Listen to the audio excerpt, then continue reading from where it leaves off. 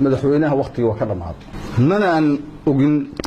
qaab sharciyeed oo madaxweynuhu ku sii joogi karo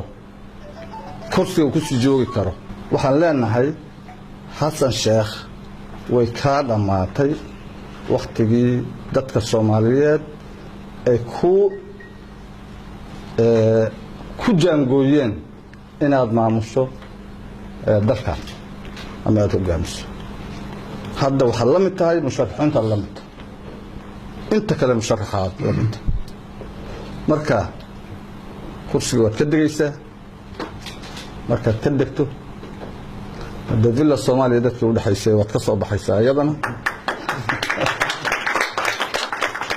baabuurta dawlad buruufyada inaguba ma haysano meesha aan joogno meel ka xun lagu geyn maayo meeshaas baaqiyatiisa marka dadkaad ka noqonaysaa meel fiican oo dadku u badan yahay ayaa dimaanaysaa markaas oo soo sharaxaysaa sida dadka kale soo sharaxaan waxaan ku leenahay ha isku adkayn meesha